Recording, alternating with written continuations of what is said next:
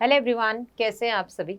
बहुत टाइम से बच्चे पीछे पड़े थे कमेंट्स में, चाहे लेक्चर्स का कमेंट हो, चाहे कोई स्ट्रैटेजी वीडियो डाल दो या कुछ भी डाल दो, तो बच्चे स्टार्ट्स की मैम 2023 वाले बच्चों के लिए भी कुछ बताइए। 2022 पे आपने बहुत फोकस कर लिया, 2024 के लिए तो आप लोगों ने क्लासेस भी स्टार्ट कर दिए। प्लीज़ आप 2023 के बारे में कुछ बताइए। So now we have category of 2022 aspirants. We have two categories. पहली कैटेगरी वो जो अभी क्लास 12th में आए हैं, ठीक है, और 12th के बोर्ड्स के साथ वो अपना नीट का एग्जाम देने वाले हैं, ठीक है।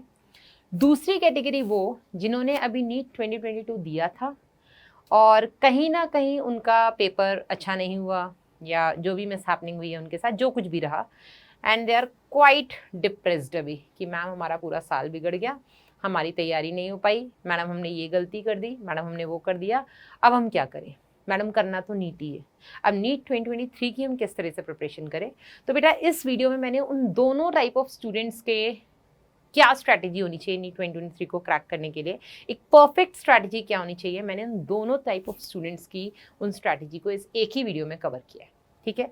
तो पहले बेटा हम बात करते हैं उन बच्चों की जिनका class 11th over and out, ठीक है, और जो अब क्लास 12th में आए हैं, ठीक है।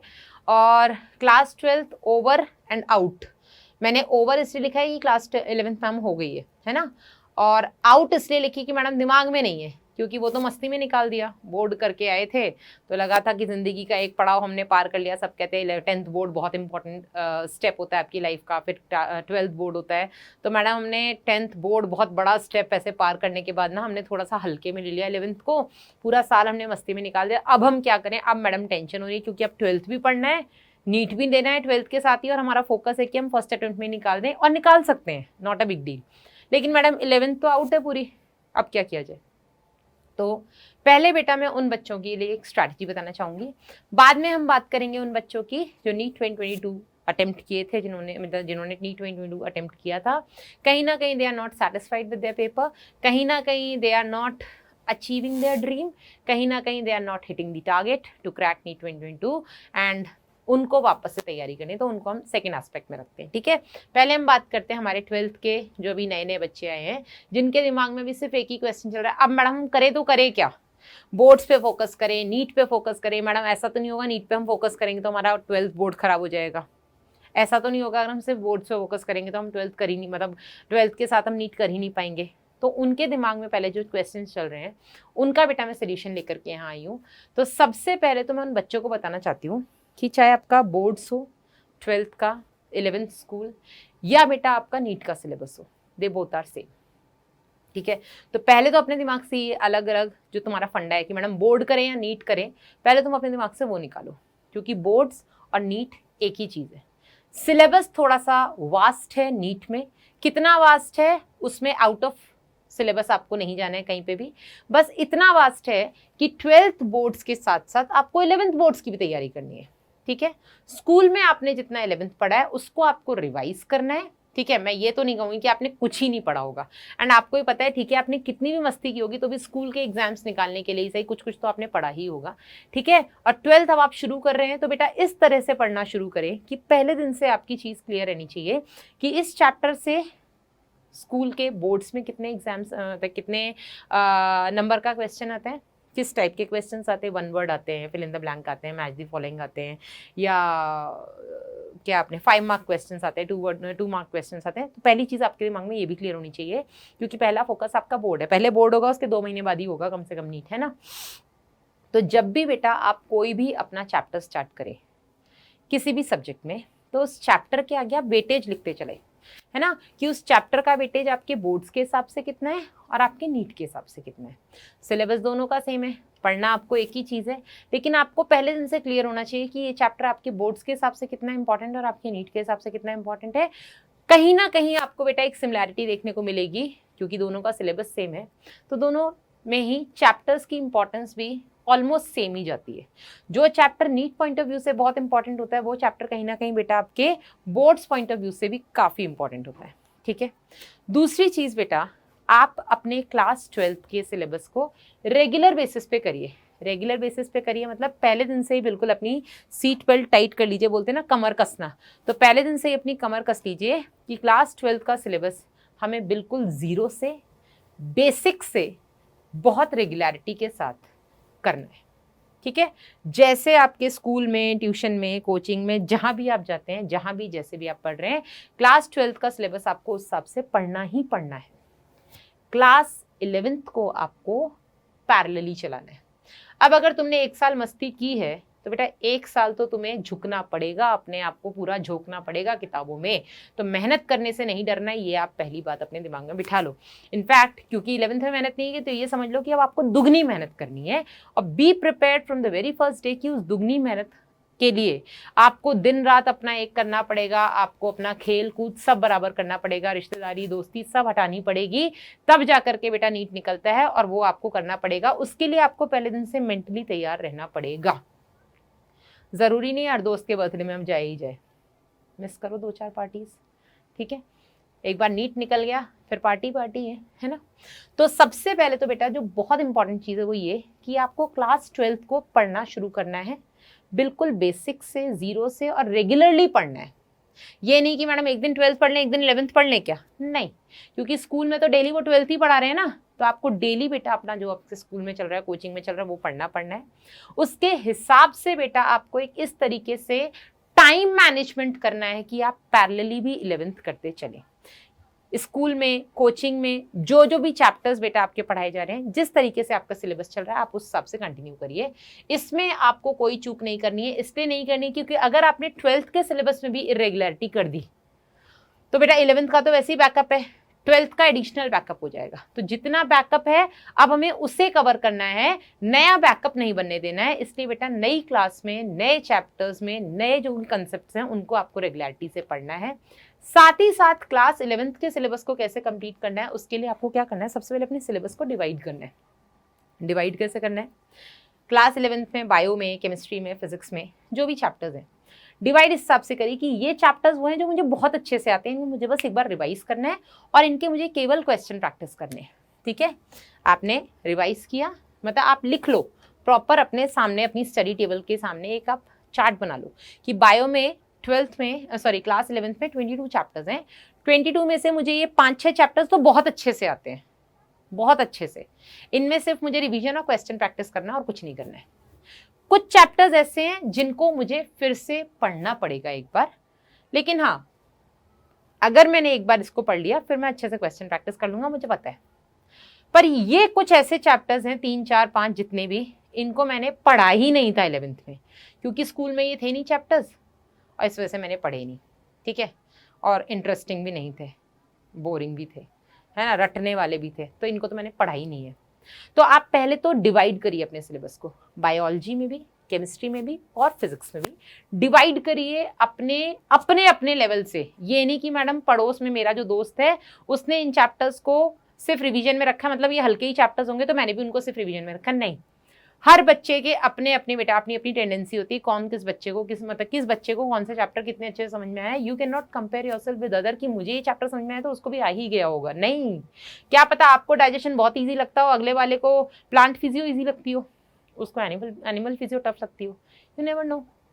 किसी को रटना ही अच्छा लगता है, उसमें बॉटनी में बिल्कुल एक एक चीज़ें रटी हुई हैं, उसको समझने में मन ही नहीं लगता। बायो में जूलॉजी नहीं समझ में आती है उसको, आपको जूलॉजी समझ में आती है, आपके पड़ोसी को बॉटनी समझ में आती है। तो you can not compare yourself with anyone else, है ना। तो आप अपनी समझदारी के हिसाब से अपने चैप्टर्स को, फिजिक्स, केमिस्ट्री, बायो के जो भी हैं, उनको डिवाइड करिए अपने हिसाब से कि कौन से ऐसे चैप्टर्स हैं जिनको सिर्फ आपको रिवीजन करना है, जिनके आपको सिर्फ क्वेश्चन प्रैक्टिस करने हैं, कौन से ऐसे चैप्टर्स हैं जिनको आपको पढ़ना है फिर क्वेश्चन प्रैक्टिस करना है, कौन से ऐसे चैप्टर्स जिनको आपको बिल्कुल जीरो से पढ़ना है, आपको आता ही नहीं है। जैसे अगर मुझसे कोई पूछे तो मुझे पूरा, अगर मैं बात करूं 11th के बायो की, तो मैं तो सिर्फ जूलॉजी पढ़ाती हूँ, जूलॉजी में तो मुझे कोई दिक्कत है नहीं, तो मैं जूलॉजी के अपने 10 चैप्टर्स को रख दूंगी, मुझे बहुत अच्छे से आते हैं, इनके तो मुझे सिर्फ क्वेश्चन प्रैक्टिस करने हैं। बॉटनी के प्लांट फिजियो के चैप्टर्स हो गए आपके, फिर सेल बायोलॉजी हो गया आपका, लिविंग वर्ल्ड हो गया, ये मैं कहूँगी कि इनको एक बार पढ़ूंगी तो मुझसे क्वेश्चन हो जाएंगे।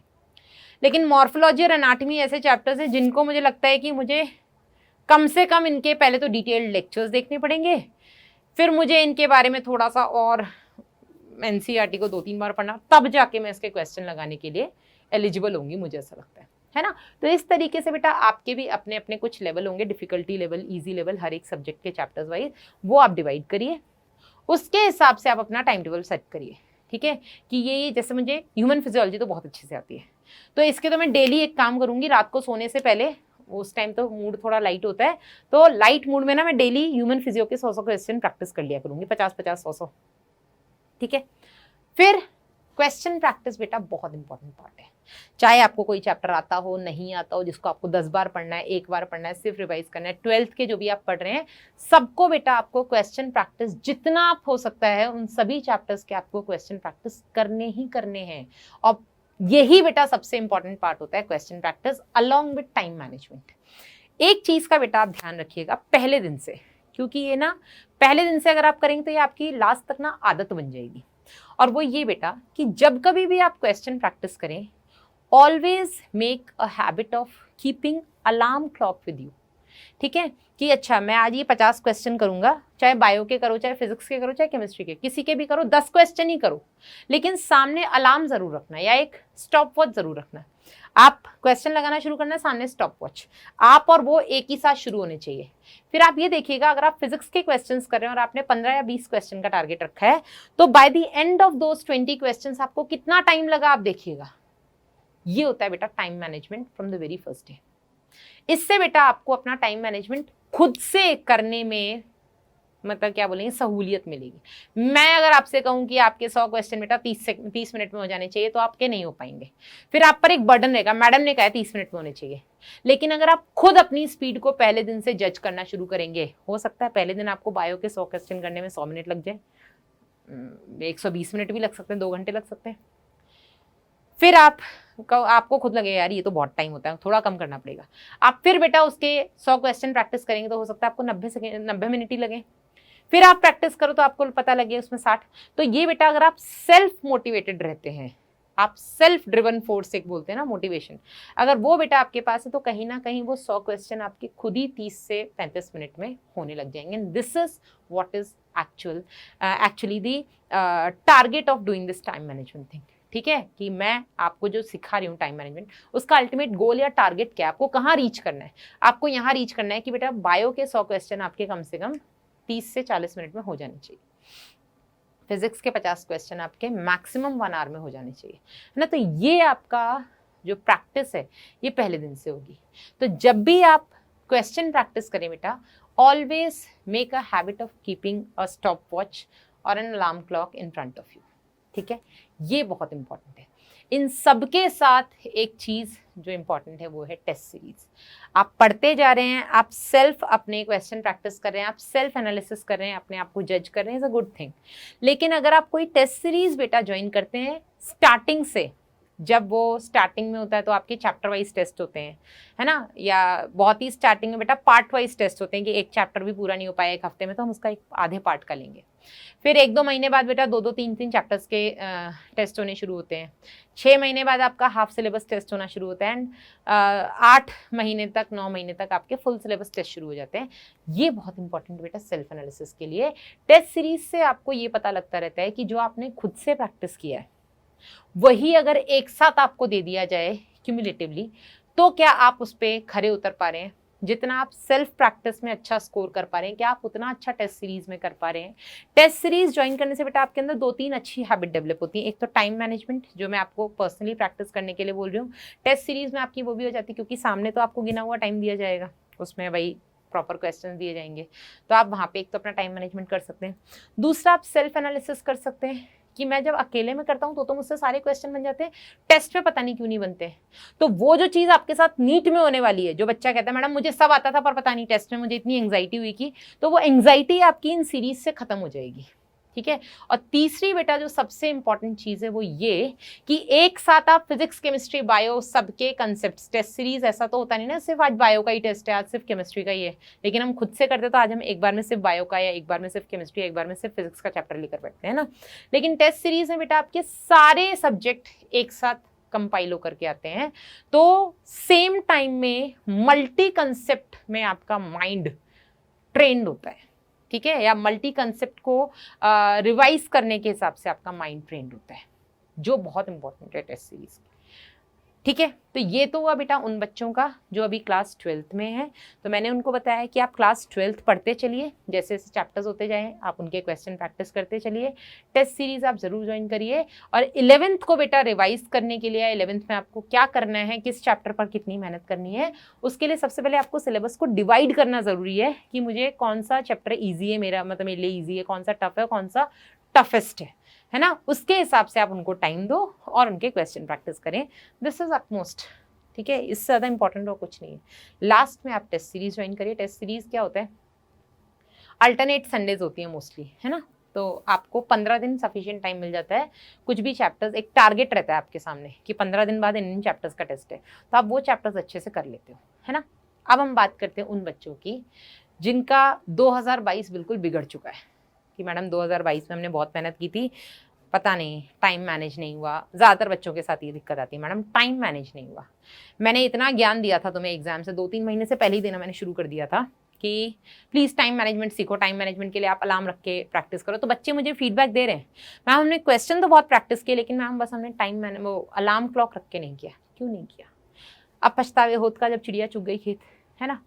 तो पछताना ना पड़े बेटा, अब जो पछता लिए एटलीस्ट आपके अगले 10 महीने बेकार न जाए, ठीक है। क्योंकि अगला नीट बेटा मैंने आपको पहले भी कहा था कि जिस हिसाब से सितंबर से वापस से उसको जुलाई से कोशिश रहेगी उनकी बेटा इसको और पहले किया जाए, क्योंकि बिफोर कोरोना नीट आपका मई का पहला संडे हुआ करता था, है ना। तो कोशिश बेटा यही रहेगी एनटीए वालों की, अगर काउंसलिंग इस बार जल्दी निपट जाती है, कि आपका वापस से वो रूटीन सेट हो। यूनिवर्सिटीज़ जो है मेडिकल यूनिवर्सिटीज़, उनके अंदर जो रूटीन है वो वही सेट हो पुराना वाला। तो एक्सपेक्टेड है ये अभी कि मई जून में आपका एग्जाम हो जाएगा नेक्स्ट ईयर। तो इन आने वाले 10 महीने में बेटा आपको क्या करना है, आपको सबसे पहली बात तो गिव अप नहीं करना है, हिम्मत नहीं हारनी है, ठीक है। अगर आपका ड्रीम क्लियर है कि मैडम बनना तो डॉक्टर ही है, करना तो एमबीबीएस ही है, मैडम इसी कॉलेज से करना है, तो पहले तो आप हिम्मत मत हारो, डोंट गिव अप, ठीक है।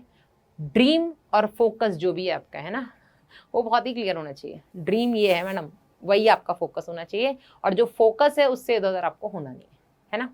और इसके लिए बेटा आपको तो बहुत ही लिमिटेड चीज़ें करनी है। सबसे पहले अपने आप को एनालाइज करो कि गलती कहाँ थी। जब मुझे सब आता था तो काफ़ी बच्चे एनालाइज करेंगे बस मैडम एक ही दिक्कत थी, टाइम मैनेजमेंट। आता मुझे फिजिक्स भी बहुत था, केमिस्ट्री भी बहुत था, बायो भी, बस टाइम मैनेजमेंट। तो वो बच्चे पहले दिन से अपना टाइम मैनेजमेंट के हिसाब से, वैसे भी जो बाकी बच्चे भी हैं जो अभी 12th के साथ हैं उनको भी मैं पहले दिन से टाइम मैनेजमेंट करना सिखा रही हूँ। तो सेल्फ एनालिसिस करिए बेटा। अगर आपका टाइम मैनेजमेंट प्रॉब्लम रहा है तो पहले दिन से टाइम मैनेजमेंट के साथ आप क्वेश्चन प्रैक्टिस शुरू करिए, ठीक है। अगर आपका फिजिक्स प्रॉब्लम रहा है, जो कि अक्सर बच्चों का रहता है और रहा भी है, तो आप फिजिक्स पे मेहनत करिए। काफ़ी बच्चों का फिजिक्स और बायो बहुत अच्छा था, केमिस्ट्री बहुत वीक थी, तो आप केमिस्ट्री पे मेहनत करिए, है ना। तो अपनी मिस्टेक्स को पहचानिए। जब आप एनालिसिस करेंगे तो आपको आपकी गलतियां समझ में आ जाएंगी, ठीक है। और अपनी मिस्टेक्स से सीखिए, और सीखने के बाद आपको आपकी वीकनेस समझ में आ जाएगी, उस पर्टिकुलर वीकनेस पे काम करिए, ठीक है। Focus more on your weakness, आप अपनी वीकनेस पे काम करें। फिजिक्स वीक थी तो फिजिक्स पे काम करो भाई, केमिस्ट्री वीक थी तो केमिस्ट्री पे काम करो, बायो वीक है बायो पे काम करो, फिजिक्स केमिस्ट्री तीनों अच्छी है मैडम, टाइम वीक था हमारा तो टाइम पर काम करो भाई, ठीक है। मैडम हमें आता सब कुछ था लेकिन हम क्वेश्चन कहीं ना कहीं कम प्रैक्टिस कर पाए, तो क्वेश्चंस पे काम करो, एक ही चीज़ है, ठीक है। क्वेश्चन बेटा, और अगर आपको लगता है सब कुछ ही अच्छा है, कोई बात नहीं, किस्मत ने साथ नहीं दिया तो बेटा यहाँ तो आपको फोकस करना ही करना है, इसका कोई दूसरा अल्टरनेटिव नहीं है, ठीक है। नीट क्रैक करने के लिए, किसी भी कॉम्पिटिटिव एग्जाम को क्रैक करने के लिए क्वेश्चन प्रैक्टिस का कोई अल्टरनेटिव नहीं है। और क्वेश्चन प्रैक्टिस के भाई कई सारे तरीके हैं। आप सेल्फ प्रैक्टिस करिए, किसी बुक से प्रैक्टिस करिए, प्रीवियस ईयर क्वेश्चंस प्रैक्टिस करिए, आप सैम्पल पेपर्स प्रैक्टिस करिए, एनटीए के ऐप पर इतने सारे जो सैम्पल पेपर्स हैं आप उनको प्रैक्टिस करिए, आप टेस्ट सीरीज ज्वाइन करिए, टेस्ट सीरीज से आप क्वेश्चन प्रैक्टिस करिए। और प्लीज़ टाइम मैनेजमेंट, मैं पहले स्लाइड से बोलती आ रही हूँ, बहुत इंपॉर्टेंट है। सब कुछ अच्छा है फिर भी बेटा टाइम मैनेजमेंट, अगर आपको लगता है कि मैडम टाइम मैनेजमेंट तो है हमारा तो पेपर हो गया था लेकिन पता नहीं मैडम कुछ सिली मिस्टेक्स हो गई हैं, कोई बात नहीं, आपको टाइम मैनेजमेंट आता है तो भी पहले दिन से ही बेटा जब भी आप कुछ भी प्रैक्टिस करें तो अलार्म क्लॉक या स्टॉप वॉच हमेशा अपने सामने रखिए। कोई और दूसरा तरीका नहीं है बेटा नीट निकालने का। नीट निकालना is not a rocket science, हलवा भी नहीं है, ठीक है, लेकिन रॉकेट साइंस भी नहीं है। कोई भी बच्चा नीट निकाल सकता है। ऐसा नहीं है कि जो 90% होल्डर्स हैं वो ही नीट क्रैक करते हैं, नहीं बेटा, 70% वाले भी करते हैं, है ना। अगर आपकी स्ट्रैटेजी सही है, आपके पास एक अच्छा गाइडेंस है, तो बेटा आप नीट बहुत आसानी से निकाल सकते हो। सब कुछ आने के बाद भी अगर आपकी स्ट्रैटेजी ही ठीक नहीं है बेटा, तो अच्छे अच्छे बच्चे भी नीट में रह जाते हैं, ठीक है। तो ओवरऑल घुमा फिरा के सिर्फ 2-3 चीजें ही मैं आपको एट दी एंड रिवाइज करवाऊंगी। चाहे आप ड्रॉपर हो, चाहे आप फ्रेशर हो, आपको सिर्फ अपनी कमजोरियों पे काम करना है, आपको ज्यादा से ज्यादा क्वेश्चन प्रैक्टिस करने हैं, और एक चीज जो सबसे ज्यादा important, while practising your questions, आपको टाइम मैनेजमेंट सीखना है। पहले दिन से आपको प्रैक्टिस करते टाइम स्टॉप वॉच या अलार्म क्लॉक सेट करना है। अलार्म क्लॉक ऐसा कि मैम अगर मैं PYQ लेकर के बैठा हूँ, मैं एक पूरा प्रीवियस ईयर क्वेश्चन मतलब कोई सैम्पल पेपर या कोई प्रीवियस ईयर पेपर लेकर बैठा हूँ, तो बेटा अलार्म क्लॉक लगा लो। पता है पेपर तो 3 घंटे का होता है, आपने बेटा 2 घंटे 20 मिनट का अलार्म लगाना है कि 2 घंटे 20 मिनट में मुझे पूरा करना है। या अगर आप देखना चाहते हैं कि आपकी स्पीड क्या है, तो जहां आप पढ़ना शुरू करते हैं या क्वेश्चन प्रैक्टिस करना शुरू करते हैं, सामने एक स्टॉप वॉच रख दीजिए, वो और आप एक साथ शुरू हो जाओ, और जब आप खत्म करते हैं अपना आखिरी क्वेश्चन, आप स्टॉप वॉच को बंद करिए और आप एनालाइज करिए कि आपकी स्पीड क्या है, फिर आप उस स्पीड को इंप्रूव करना स्टार्ट करिए। So this is the only strategy to crack NEET. NCERT पे स्टक रहिएगा, बहुत ज़्यादा इधर उधर नहीं भागिएगा। सब लोग पेपर देख चुके हैं, आउट ऑफ NCERT कुछ नहीं आता है बेटा, वो ज़माने गए जब आता था, ठीक है। कोशिश करिए कंसेप्ट्स को डिटेल में समझिए, है ना, और question practice. So this is all about this strategy. अच्छे से पढ़ाई करिए, मेहनत करिए, पढ़ ले की टीम आपके साथ है। So all the very best.